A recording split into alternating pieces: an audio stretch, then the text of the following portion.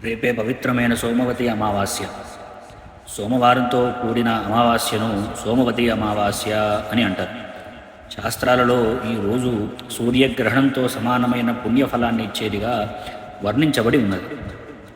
అమావాస్యాది సోమేన సప్తమి భానునా సహ చతుర్థి భూమిపుత్రేణ సోమపుత్రేణ చాష్టమి చతస్రస్థితయో హ్యేత సూర్యగ్రహణ సన్నిభా స్నానం దానం తథా శ్రాద్ధం సర్వం తత్రాక్షయం భవేత్.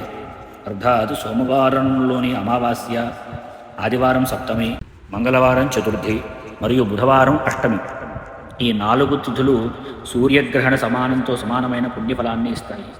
ఈరోజు చేసిన స్నానము, దానము, జపము, తర్పణము, శ్రాద్ధం అనంత ఫలాన్ని ప్రసాదిస్తాయి. పితృదోష బాధలు ఉన్నవారు అశ్వత్థ వృక్షానికి నీరు సమర్పించి యజ్ఞోపవీతం అర్పించాలి. ఓం నమో భగవతే వాసుదేవాయ ఈ మంత్రంతో 108 ప్రదక్షిణలు చేయడం శుభప్రదంగా చెప్పబడి ఉన్నది.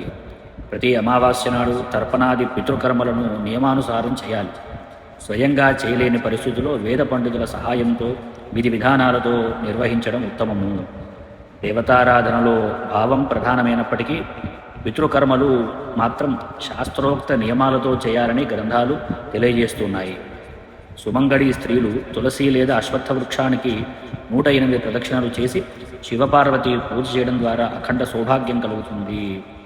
ఒక్కసారి శివుని అష్టోత్తర శతనామ స్తోత్రం పఠించిన ఫలం శతరుద్రియం 3 సార్లు పారాయణం చేసిన ఫలంతో సమానమని శాస్త్రం చెబుతోంది. యస్త్రి సంధ్యం పఠేచ్చంభోర్ నామ్నామష్టోత్తరం శతం శతరుద్రీ త్రిరావృత్య యత్ఫలం ప్రాప్యతే నరై అని చెప్పారు. ఈ పవిత్రమైన సోమవతి అమావాస్య రోజున స్నానము, దానము, జపము, తర్పణము, శివారాధన చేసి పితృదేవతల అనుగ్రహం, శివకృపను పొందండి. ఓం నమః శివాయ.